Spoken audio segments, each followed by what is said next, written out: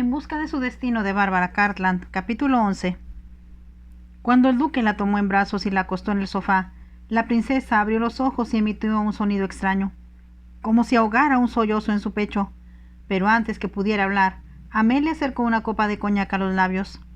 «Tome esto, señora». La princesa tomó un sorbo, y el fuerte licor logró devolver el color a sus mejillas, pero con un gesto suave apartó de sí la copa que Amé le sostenía. «Ya es suficiente, gracias. Lamento haberme portado tan torpemente». Levantó los ojos hacia el duque y después los posó en Amé. Su expresión era de asombro, pero también de una ternura indescriptible. Amé cruzó el salón para colocar la copa en la mesa de los vinos y regresó a su lado. «Me temo, señora, que mi aparición la ha perturbado». «Han sido sus cabellos. Cuando fue a mi casa los llevaba empolvados. Hoy he sabido». «¿Sabido qué?», preguntó el duque, y sin embargo su tono de voz le advirtió a la princesa que ya sospechaba la respuesta. La princesa hizo un breve ademán suplicante. «Créame, su señoría, no tenía idea, cuando vine a esta casa, de lo que iba a encontrar. Solo pensé que podía ayudarme». «¿Preferiría hablar a solas conmigo?», preguntó el duque. «Por supuesto, señora», dijo Amé antes que la princesa pudiera responder. «Los dejaré solos». «No, no. Me gustaría que estuvieras aquí. Deseo que oigas lo que tengo que decir. Ven y siéntate a mi lado, pequeña». Al obedecer a la princesa, Amé miró hacia el duque, y él pudo leer en sus ojos que la joven no comprendía lo que estaba pasando. «No sé cómo empezar», dijo la princesa. «Tengo miedo de lo que puedan pensar de mí. Sin embargo, creo que ha llegado el momento de decir la verdad». «No lo cuente si eso la perturba, señora», dijo Amé. «El duque le ayudará si confía en él». La princesa sonrió. «Quiero contárselo todo a los dos», contestó, y entrelazando sus finos dedos empezó a decir. «Cuando era muy joven, me comprometí en matrimonio con el hermano más joven de mi actual esposo. Los Fremont eran una familia muy importante y acaudalada, y todos consideraron que yo había tenido una suerte excepcional. Mis padres eran pobres, pero de noble cuna, y mi madre había sido amiga íntima desde su infancia de la princesa de Fremont. Así fue como conocí a los jóvenes príncipes Carlos y Pedro. Quedó convenido que me casaría con Pedro, pero él murió de tisis 6 meses antes de la boda.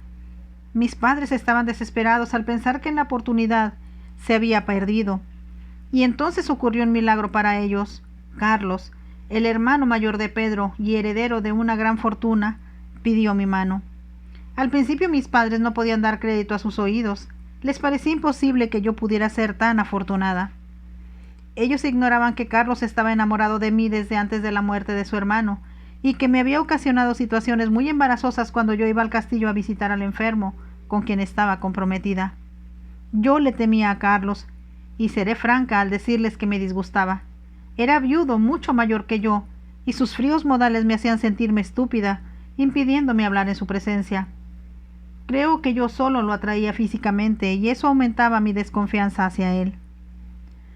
La princesa miró a sus interlocutores y prosiguió diciendo: «Pero existía otro motivo tan secreto que apenas me atrevía a confiármelo a mí misma. Estaba enamorada. Había conocido a un joven inglés que se hospedaba en los alrededores en casa de unos amigos y que convalecía de una herida que recibió en la cabeza en la casa del jabalí. Nos conocimos por casualidad cuando fui a visitar a sus anfitriones y después volvimos a vernos docenas de veces, en secreto. Los terrenos del castillo donde se hospedaban colindaban con las tierras de mi padre y nos veíamos en un pequeño bosque a donde iba muy poca gente, por lo que las probabilidades de que nos vieran eran muy pocas. Éramos felices, estábamos muy enamorados, aunque sabíamos desde el principio que nuestro amor estaba sentenciado a muerte. Permanecimos juntos con una alegría casi infantil, sabiendo que cada hora, cada minuto era precioso, pues la felicidad que encontrábamos cada uno en los brazos del otro nos sería arrebatada. Entonces, cuando mis padres anunciaron mi compromiso con Carlos Fremont, creímos volvernos locos. Yo le había contado a Henry Beaumont, pues ese era su nombre, lo mucho que me disgustaba Carlos y el miedo que le tenía. Él me pidió que le dijera la verdad a mis padres. Henry no tenía idea de los convencionalismos y las formalidades que existen en la sociedad francesa. añadió la princesa tristemente. No podía entender por qué estaba tan temerosa de decir la verdad. No comprendía ni por un momento que nadie prestaría atención a mis protestas. Traté de decírselo, de hacerle ver mi posición, pero cuando estábamos juntos era difícil pensar en otra cosa que no fuera su proximidad, y yo lo amaba tanto, si no más que él a mí. Cuando comprendió que yo no me atrevía a enfrentarme a mis progenitores, después que le pedí de rodillas que no fuera a hablar con mi padre como él deseaba, Henry resolvió el problema al instante. La única solución que nos quedaba era fugarnos inmediatamente. Ya se había recobrado de sus heridas y preparaba su regreso a Inglaterra. ¿Y se fue con él, señora?, inquirió Amé sin poder contenerse. En efecto, me deslicé por la escalera una noche cuando todos dormían, siguió recordando la princesa. Salí al jardín por una ventana y corrí por los campos hasta donde Henry me esperaba. Él alquiló un carruaje y viajamos 8 o 9 kilómetros hasta llegar a un pueblito. Era un lugar pequeño y pobre, pero Henry ya había hecho los arreglos con el párroco para que nos casara. Luego nos trasladamos a otro pueblo, unos cuantos kilómetros más adelante, donde pasábamos la noche. Fueron las horas más felices y maravillosas de toda mi existencia. Estaba casada con el hombre que amaba, con el hombre a quien había elegido. Me acuerdo con emoción que no dormimos aquella noche.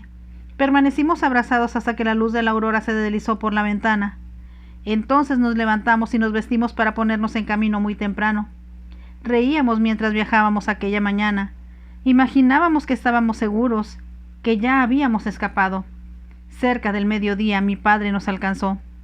Nos interceptó en un cruce de caminos y recuerdo el terror que experimenté en mi corazón cuando lo vi bajarse del carruaje y venir hacia nosotros. La princesa, con expresión sombría, prosiguió.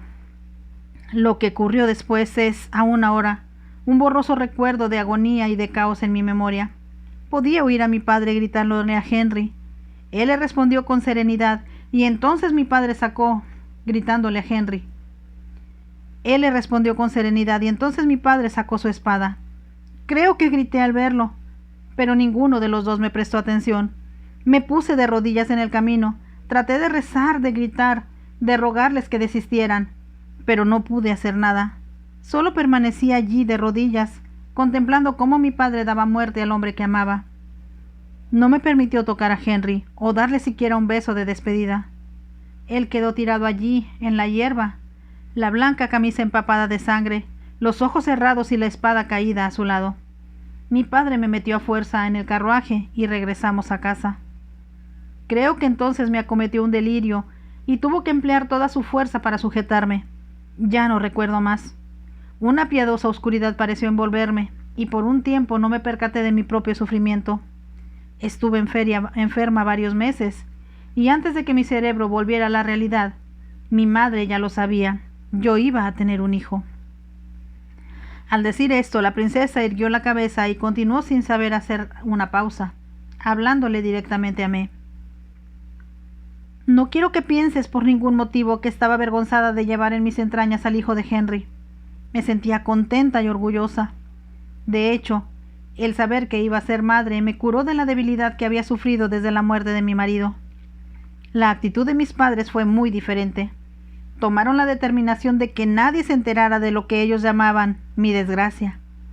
Tomando mi enfermedad como pretexto, mi madre me llevó a Italia. Llegamos a una pequeña aldea de pescadores junto al mar, y allí nació mi hija. Para mi alegría, tenía el mismo pelo rojo y los mismos ojos azules de mi esposo, una extraña característica de su familia. Una súbita exclamación escapó de los labios entreabiertos de Amé. Sus ojos se abrieron desmesuradamente y se llevó la mano al corazón. No puedo describirles lo que significó para mí tener en mis brazos a la hija de Henry. Sabía que ella era una parte de él y de nuestro amor. Pero entonces mi padre me comunicó la decisión que habían tomado con respecto a mí. Aparentemente mi padre se había confiado al cardenal de Rohan, un pariente lejano nuestro. Le confesó mi vergonzosa conducta con un inglés de pocos recursos, lo que perjudicaba la maravillosa oportunidad que tenía yo de efectuar un matrimonio brillante y ventajoso con el heredero del príncipe de Fremont.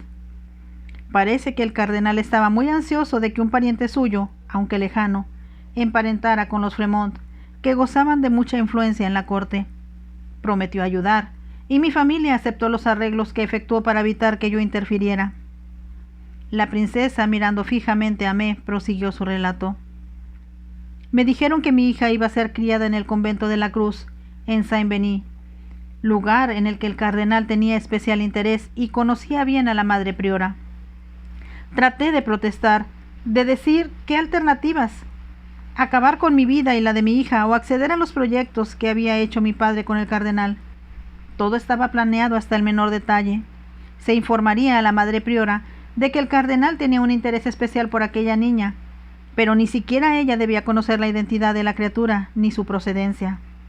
Se convino que se dejaría a la niñita a las puertas del convento para que pareciera una expósita, y aunque en la mayoría de los casos los niños encontrados en esas circunstancias se enviaban a otro convento de menos importancia, mi hija permanecería en el convento de la Cruz,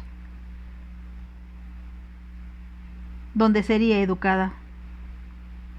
Yo era demasiado buena católica para suicidarme, añadió la princesa. Por lo tanto, no me quedaba más remedio que obedecer. Mi madre y yo permanecimos cerca de un mes en Italia. Yo amamantaba a mi hija a cada hora, cada segundo, y estos momentos eran tan preciosos como los que había pasado con Henry.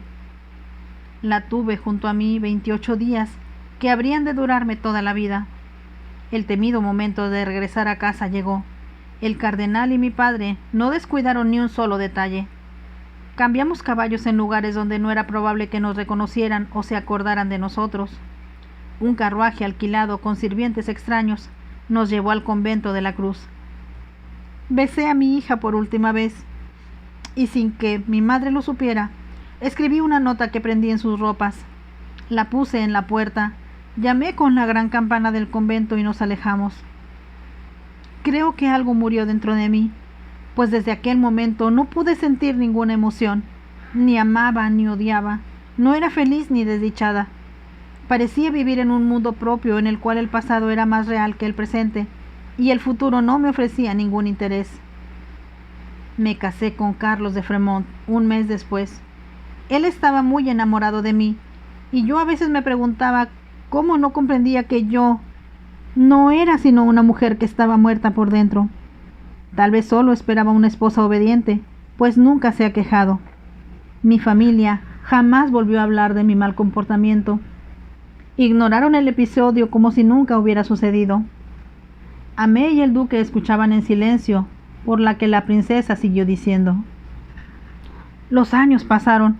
A veces imaginaba que había soñado toda la dicha que experimenté durante un tiempo tan terriblemente breve. Entonces, un día, hace menos de 2 semanas, el cardenal vino a verme. Es un visitante asiduo de nuestra casa porque él y mi esposo tienen que discutir a menudo asuntos de estado. Pero en esta ocasión preguntó por mí. Extrañada porque eso no había sucedido antes, bajé al salón donde me esperaba. Me acusó entonces de haber raptado a mi propia hija. Por un instante pensé que se había vuelto loco, pero después comprendí que algo le había sucedido a mi niña. ¿Qué es lo que está tratando de decirme?, le pregunté. ¿Cómo puedo tenerla conmigo si está en el convento? Ese es el asunto, replicó el cardenal. La muchacha no está en el convento. Se ha escapado y no podemos encontrarla. No la he visto, le contesté. Solo le pido a Dios que venga a mí, pues la recibiría con los brazos abiertos, como bien sabe su excelencia. El cardenal se puso muy nervioso al oírme decir esto, y después de amonestarme para que fuera discreta, se marchó. Nunca le he agradado, y creo que en cierto modo se alegra de verme sufrir. En la cena donde nos encontramos se burló de mí, sabiendo que yo conocía la verdad, pero que tenía que pretender delante de mis invitados que nunca había oído de la novicia que había escapado del convento. Además, me di cuenta de que observaba la reacción de su señoría ante tales noticias. Noté la expresión astuta que a menudo he visto en sus ojos, pero que nunca he podido interpretar. Cuando dijo que el carruaje del duque se había detenido en las afueras del convento aquella noche, presentí que sospechaba que su señoría había visto algo, o que callaba alguna información acerca de la novicia. Me hubiera gustado hablarle a usted en aquel momento, duque, o al día siguiente, mas el hábito de la prudencia que siempre se me ha impuesto me contuvo. Pero anoche, cuando el cardenal me dijo que su pupila había desaparecido y que sospechaba que existía una conspiración para secuestrar jóvenes, me puse frenética. Decidí venir a verle y suplicarle que me dijera todo lo que supiera acerca de mi hija. Así que esta mañana he salido de mi casa muy temprano para venir aquí y suplicar su clemencia, solo para encontrar lo que estaba buscando. La voz de la princesa se quebró, pero no había lágrimas en sus ojos cuando se volvió para mirar a Amé. Su expresión era suave y tierna, llena de amor. Solo tuvo que esperar unos segundos antes que Amé extendiera los brazos en un gesto dulce y espontáneo, diciendo: «Madre mía, nunca creí que pudiera pronunciar esas palabras. Madre mía». Los ojos de la princesa se llenaron de lágrimas. Acogió a Amé en sus brazos, ciñéndola con fuerza contra sí. El duque se puso de pie y atravesó el salón para quedarse junto a la ventana mirando hacia el jardín, dejándolas solas, madre e hija, unidas después de tantos años de soledad. «He soñado siempre con este momento», murmuró la princesa. «Por las noches me imaginaba verte durmiendo en el convento y deseaba tener alas y ser invisible para ir a tu lado, para darte todo mi amor y protegerte de cualquier peligro». «Tal vez lo presentía», repuso Amé. «Era muy feliz en el convento, pero a veces creía sentir una consoladora presencia en mi habitación. Pensaba que eran los ángeles que me cuidaban y bendecían, pero ahora sé que eras tú». «Espero que también los ángeles, pequeña. Te pareces mucho a tu padre, y pensar que estuviste en mi casa la otra noche, que toqué tu mano y no te reconocí. Es mejor que haya sido así, pues podía haber dicho algo que hiciera sospechar al cardenal y me hubiera llevado inmediatamente al convento». Las palabras de Amé recordaron a la princesa los peligros que las acechaban. «Dios mío, he de irme. No deben saber que he estado aquí». «¿Pero por qué? Por favor, quiero verte otra vez. Mi amor, mi pequeña, daría todo lo que poseo, hasta mi mano derecha, para poder proclamar al mundo que eres mi hija y tenerte a mi lado. Pero no me atrevo. No es mi miserable vida ni mi paz mental lo que importa, es algo mucho más serio. Como sabes, soy dama de compañía de su majestad, quien me honra con su afecto. Paso mucho tiempo con ella, sobre todo cuando está en Petit Trianon, lejos de la pompa de Versalles, pero hay quienes están celosos de nuestra amistad. Muchos se alegrarían de verme a mí, o a cualquiera de los amigos de la reina, envuelto en algún escándalo, a fin de usarlo indirectamente en contra de su majestad». «El duque de Chartres», exclamó Amé. «Silencio, no es seguro pronunciar su nombre. Sabes también como yo que es un enconado enemigo de la reina». «Todo el mundo lo sabe», dijo el duque, yendo hacia ellas. «Sé lo que está tratando de decir, princesa, y tiene razón. Si el duque descubriera que Amé es hija suya, tendría un arma más para atacar al trono. Sabía que lo entendería. Mi marido tiene una posición muy importante. La verdad, nos destrozaría a los dos». «No debemos hacer nada que te perjudique, ni a ti ni a la reina», convino Amé. «Tendremos mucho cuidado, mucho cuidado. Pero madre mía, estoy tan contenta de haberte encontrado». «Y yo también, hija mía». La princesa besó a Amé y se volvió hacia el duque. «Sé que la cuidará bien. Ya ha corrido grandes riesgos, y si el cardenal se enterase de que lo hemos engañado, no lo descubrirá», interrumpió con firmeza el duque. «Todavía no hemos hecho planes para el futuro, pero le prometo, señora, que la mantendremos informada. Sin embargo, trate de hacerle creer al cardenal que todavía la consume la ansiedad por conocer el paradero de Amé». Sí, lo haré. Y gracias, su señoría. Le doy las gracias desde el fondo de mi corazón». Se llevó el pañuelo a los ojos. «Todavía estoy llorando, pero ahora es de felicidad por haber encontrado a mi amada hija y por el consuelo de saber que está en buenas manos. Nadie podría ser más maravilloso de lo que el duque ha sido conmigo. Se está haciendo tarde, debo irme. Oh, hija mía, cuídate mucho». Besó a Amé con gran ternura, y luego el duque la acompañó hasta el carruaje que la esperaba. Cuando regresó al salón, Amé corrió hacia él tomándolo de un brazo. «Señor, ahora ya soy alguien. Es maravilloso saber que tengo una madre, y aún más maravilloso saber que no hay nada vergonzoso en mi nacimiento». «¿Eso temías? preguntó el duque con una leve sonrisa. Algunas veces tenía un miedo horrible. Me despertaba por la noche e inventaba historias acerca de quién podía ser, la hija de algún príncipe o de algún aventurero que habría tenido sus razones para no reconocerme, o tal vez de alguna desdichada que nunca supo el nombre del hombre que la sedujo. Era poco cristiano preocuparme por esas cosas. Las monjas siempre nos decían que todos los hombres son iguales a los ojos de Dios. Sin embargo, yo quería ser alguien respetable. Y ahora que sabes quién eres, ¿qué piensas? Ahora ya no me avergüenzo de andar a su lado, haciéndole creer al mundo que soy su pupila. ¿Te avergonzabas antes? Algunas veces tenía miedo de que llegara el día en que usted encontrara que no solo era una ignorante que no conocía el mundo, sino una muchacha ruda y vulgar, y que me dijera: ya no puedo protegerte, no eres más que una hija de la plebe y debes volver allí. Comprenderá su señoría que cuando se ama mucho a alguien siempre existe el temor de no ser lo bastante buena para esa persona. Al oír esto, el duque se deshizo de las manos de Amé. Alejándose, recorrió el salón a grandes pasos para regresar después a su lado. Por primera vez desde que Amé lo conocía, parecía haber perdido su calma habitual. Escucha, Amé, yo soy mucho más viejo que tú, demasiado viejo. Si quiere decir con eso que es demasiado viejo para que yo lo ame, está equivocado. Me dijo que cuando viniera a París y conociera hombres más jóvenes y elegibles los preferiría. Qué equivocado estaba. Me parecieron unos tontos, y usted es un hombre al que amo. Y además, se olvida de que el amor es algo que se presenta sin que lo busquemos. No podemos escoger. Llega sin que nos demos cuenta. Soy demasiado viejo. También he vivido una vida muy diferente de lo que te imaginas, o de todo lo que has conocido. Eres joven, inocente y pura. Nunca has estado en contacto con las cosas que han sido parte esencial de mi vida durante los últimos 15 años. Un hombre no cambia de la noche a la mañana. Llegará el día en que te asustarás de mí y hasta te resultaré desagradable. El duque no miraba a Amé, pero sintió que se le acercaba. En voz muy baja, casi un susurro, ella le preguntó: ¿Qué está tratando de decirme, señor? El duque volvió su rostro hacia ella. Te estoy diciendo que te amo. Te amo, Amé, pero al mismo tiempo tengo que pedirte que rechaces mi amor.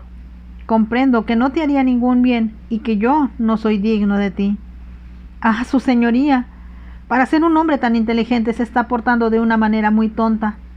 ¿No se da cuenta que para mí solo existe una persona en todo el mundo, un solo hombre al que puedo amar, solo uno en quien confiar hasta el fin de mis días?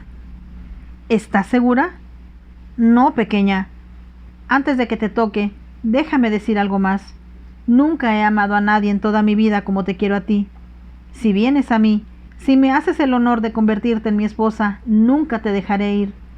Si más adelante, después de acostumbrarte a la vida mundana, llegaras a conocer a un hombre más joven que te atrajera más, entonces todavía me pertenecerías. Te retendré y ya no habrá marcha atrás.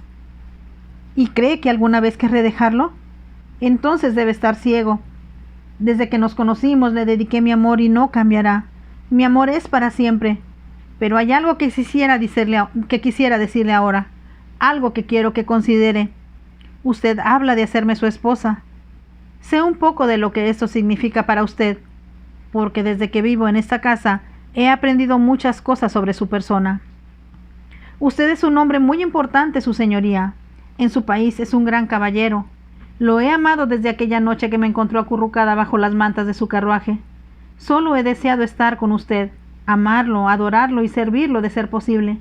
Jamás he pretendido nada más.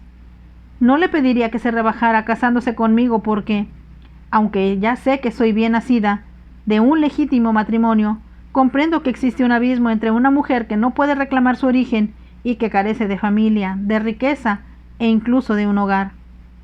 Y el duque de Melincourt, con sus grandes propiedades, su poder, su influencia y su prestigio, no tiene necesidad de casarse conmigo. Me sentiré feliz con solo estar a su lado. Seré su pupila, su paje, su esclava, cualquier cosa, y estaré contenta porque lo amo con todo mi corazón, con toda mi alma y con todo mi cuerpo. ¿Y piensas que lo que yo deseo es una pupila, un paje o una esclava? Mi amor, Te quiero como a una mujer, y como mujer te deseo por esposa. Esta es la primera vez que le pido a una mujer que se case conmigo. No quiero pretender que no ha habido muchas mujeres en mi vida, Ame, pero tú eres diferente, muy diferente. Eres sagrada para mí, y hasta tengo miedo de tomarte en mis brazos. No tenga miedo, señor, murmuró, y entonces los brazos del duque la rodearon, y sus labios se unieron en aquel primer beso que Ame recibía en su vida. Por un momento los labios del duque fueron suaves y tiernos, pero cuando sintió la respuesta de Ame, cuando comprendió que el fuego que ardía en su ser había encendido una llama dentro de ella, haciéndola temblar entre sus brazos, sus labios se hicieron mucho más posesivos, más exigentes. Todo el cuerpo de Ame pareció vibrar con la gloria del amor, y ambos se abandonaron al calor de su fuego. «Te amo», murmuró el duque una y otra vez, y su abrazo se hizo más estrecho. Cuando Ame levantó la cabeza, él la miró. El amor la había transfigurado, sus mejillas brillaban, fulguraban sus ojos y sus labios entreabiertos con éxtasis, temblaban como si su felicidad la hubiera dejado sin aliento. Llegamos al fin del capítulo 11 de la novela En busca de su destino de Bárbara Cartland. Espero que les esté gustando mucho. Si es así, déjenme un like y nos vemos en el siguiente capítulo, que será el 12 y final. Hasta pronto, chao.